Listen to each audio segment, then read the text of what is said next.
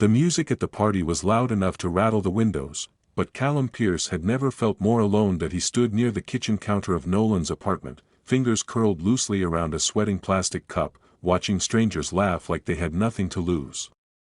Colored lights slid over the walls in restless streaks of blue and red, turning familiar faces into shifting silhouettes. He checked his phone again. No new messages. Dylan Cross had texted an hour earlier, made it home. Exhausted. Don't wait up. That was it. No question about how the party was going. No teasing comment. No heart emoji like he used to send without thinking. Callum told himself it didn't matter. Relationship settled. Passion softened. Real life replaced the fireworks. That was normal. Still, he felt like he was watching his own life from behind glass. Planning your escape already? The voice was warm, edged with amusement. Callum looked up to see Evan Mercer leaning against the doorway, jacket slung over one shoulder, dark hair slightly tousled as if he'd run a hand through it one too many times. His expression held an ease that felt almost intentional. I didn't realize I looked that obvious, Callum replied. You look like a man timing how long he has to stay before it's socially acceptable to leave. Callum laughed, surprised at how accurate that was. You caught me. Evan stepped closer, not invading space but closing enough distance that conversation didn't require shouting over the music. I'm Evan. Callum. Their handshake lingered half a second longer than necessary. It wasn't dramatic, just a quiet awareness, skin against skin, steady eye contact, a flicker of something that hadn't existed 5 seconds earlier. So, Evan said, glancing around, how do you know Nolan? College. We survived economics together. Trauma bonding. Respect. Callum smiled again, and this time it felt less forced. There was something disarming about Evan's attention. He wasn't scanning the room while they talked. He wasn't half distracted by someone more interesting. His focus stayed fixed, steady and curious. And you? Callum asked. Work. Nolan handles some contracts for my firm. Evan tilted his head slightly. You don't seem like you're having much fun. The question wasn't accusatory. It was observational. I'm just tired, Callum said automatically. Evan's eyebrow lifted. That's not what I meant. The honesty in his tone unsettled Callum more than it should have. He took a slow sip from his cup, buying himself time. It's been a long week. That part one believe, Evan said. The rest? Not so much. Callum hesitated, then surprised himself. Do I really look that transparent? Only if someone's paying attention. There it was again, that feeling of being seen. Not in the superficial way people noticed clothes or haircuts, but in the quieter, more dangerous way of noticing mood. I have a boyfriend, Callum said abruptly, as if clarifying something unsaid between them. Evan didn't flinch. Okay. Okay. A faint smile curved Evan's mouth. You're telling me because you think I'm flirting. Aren't you? Maybe a little. His tone stayed light, but his eyes didn't. Should I stop? The directness tightened something in Callum's chest. I didn't say that. Evan studied him for a moment, as though recalibrating. How long have you been together? 3 years. That's serious. It is. The answer felt heavier than it used to. Evan seemed to notice. You don't sound convinced, Evan said gently. Callum let out a quiet breath. We're just, in a different place lately. Different how? The music swelled, laughter erupting from the living room, but inside the small pocket of space they occupied, everything felt oddly hushed. Busy, Callum said. Distracted. We talk about schedules more than anything else. And tonight? He didn't want to come. Evan nodded slowly, absorbing the information without judgment. Does he know you feel like this? Callum looked down at his cup. I don't know how to explain something I barely understand myself. Before Evan could respond, Nolan shouted something about taking shots, and the spell fractured. The moment shifted back into noise and motion. Callum stepped away to avoid being pulled into the chaos, but he felt Evan's gaze follow him. An hour later, the crowd had thinned. People filtered toward the door in small clusters, laughter softer now, edges dulled by fatigue. Callum checked his phone again. Still nothing from Dylan. Evan appeared beside him as if summoned by the silence. "You heading out?" "Yeah. I've got an early morning. Need a ride?" Callum hesitated. His apartment wasn't far, 10 minutes by car, but the train would take twice that, and the thought of standing alone on a dim platform felt heavier than usual. "I don't want to put you out," he said. "You're not." Another pause. Another decision that felt small but somehow wasn't. "Okay," Callum agreed. The night air outside was cool, carrying the faint scent of rain that hadn't yet fallen. Evan's car was parked under a street lamp, silver paint catching the light. Inside, it smelled faintly of cedar and something clean, understated. They pulled away from the curb, city lights streaking past in elongated reflections across the windshield. For a few minutes, neither of them spoke. "You ever notice," Evan said finally, "how parties make everything louder except the things that matter?" Callum glanced at him. "That's oddly specific." "I pay attention." There was that phrase again. Traffic slowed at a red light, bathing the interior in a muted glow. Evan's fingers tapped lightly against the steering wheel. "Can I ask you something?" "You seem like you will anyway." A quiet laugh. "Are you happy, Callum?" The question landed harder than Callum expected. Not because it was invasive, but because it was simple. He stared straight ahead, watching a couple cross the street hand in hand. "I used to be," he said carefully, "and now? I don't know." The admission felt like stepping onto unstable ground. "It's not bad. Nothing's wrong, exactly. It just feels like we stopped reaching for each other." Evan nodded once, as if filing the answer away. "That's a lonely place to be." Callum swallowed. "You talk like you've been there."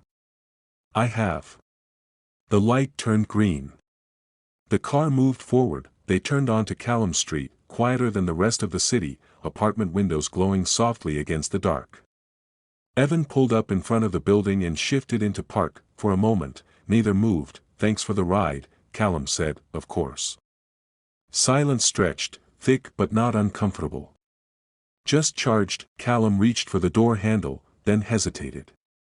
He didn't want the conversation to end, and that realization unsettled him more than anything else that night. "Callum," Evan said softly. He turned back. "Whatever you decide about your relationship," Evan continued, voice steady, "make sure it's because you're choosing something, not just settling for what's familiar." The words sank in slowly. Callum nodded, unable to form a proper response. He stepped out of the car, cool air hitting his face, and closed the door gently. Evan remained parked, headlights still on, illuminating the sidewalk. Callum walked toward the building entrance, each step deliberate. He could feel the weight of Evan's presence behind him, the unfinished conversation lingering like static. At the door, he stopped. Through the second-floor window, he could see the faint outline of his apartment lamp. Dylan was up there, probably already half asleep on the couch. Safe. Predictable.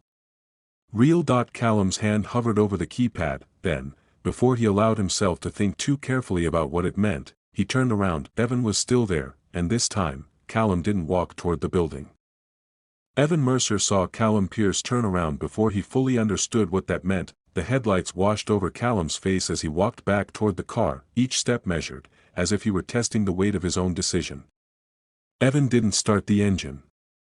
He didn't roll down the window. He simply waited. Callum stopped beside the driver's door. "I don't usually do this," he said, voice steady but low. "Do what?" Evan asked. "Change my mind." Evan studied him through the open window. Up close, the hesitation in Callum's expression was clearer now, not recklessness, not impulse, but something more fragile. A man standing at the edge of a truth he'd been avoiding. "You don't owe me anything," Evan said carefully. "I know." Callum exhaled. "That's what makes this worse." Evan unlocked the doors without breaking eye contact. Callum opened the passenger side and slid back into the seat, closing the door softly behind him. The interior felt smaller now, the air denser, neither spoke for several seconds. I keep thinking, Callum began, staring straight ahead, that if I go upstairs right now, everything stays the same. Dylan will still be there. We'll still wake up tomorrow. We'll still be us. And Evan prompted gently, and I'll still feel like something's missing. The confession settled between them. Evan rested his hands loosely on the steering wheel. Is this about me? Callum shook his head. No. That's the problem. It isn't. He turned slightly, meeting Evan's gaze. You just made it harder to ignore. Evan absorbed that without triumph. There was no smile, no self-satisfaction. I wasn't planning on complicating your life tonight. I know. A faint hum from the engine idling beneath them filled the silence.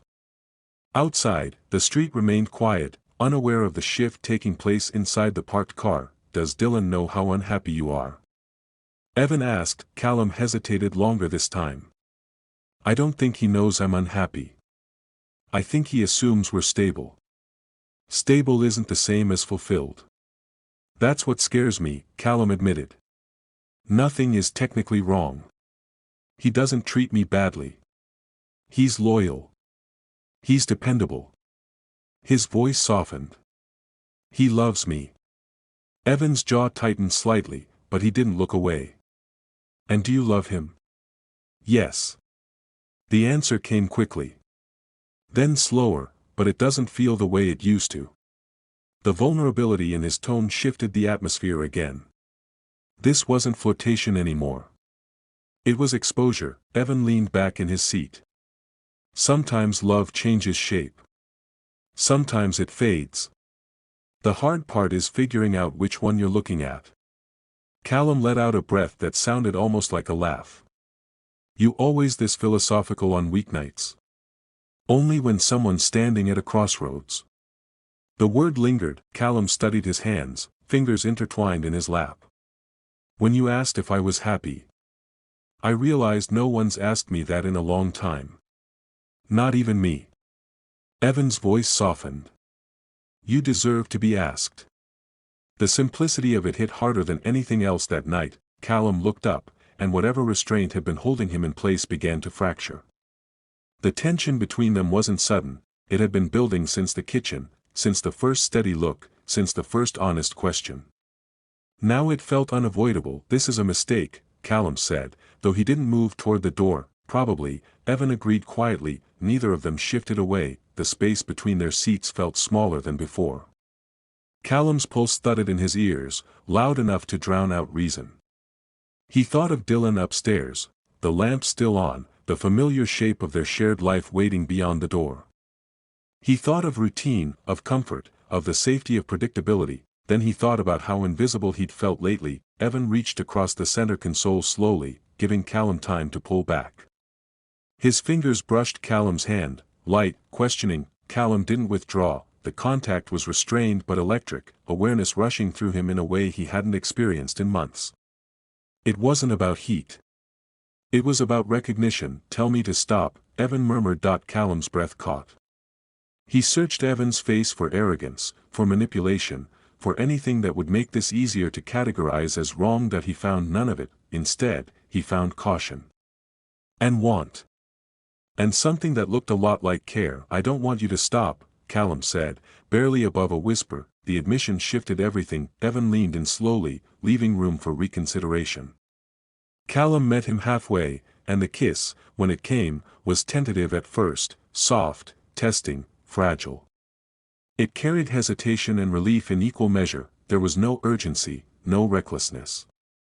Just the quiet collision of two people who had already crossed the emotional line and were now acknowledging it physically. When they pulled apart, the air felt thinner. Callum's chest rose and fell unevenly. Reality returned all at once. I just cheated, he said, more to himself than to Evan. Evan didn't argue. Yes. The honesty stung. Callum pressed his fingers to his lips as if grounding himself. I didn't plan for this. I know. I'm not that person. Evan's gaze remained steady. You're a person who's unhappy. The words weren't an excuse. They were an observation. Callum's phone vibrated suddenly in his pocket, sharp and jarring in the quiet car. He froze. For a moment, neither moved. It vibrated again. Callum swallowed and pulled it out. Dylan's name lit up the screen. A single message. "You almost home?" The normalcy of it twisted something deep in Callum's chest. Evan looked away, giving him space, but the silence felt heavier now. "Answer him," Evan said softly. Callum stared at the screen, thumb hovering. He typed slowly, "Yeah." Just outside that he hit send before he could reconsider. Outside, the word felt like a confession. Evan turned the engine off. The headlights dimmed, leaving them in partial shadow.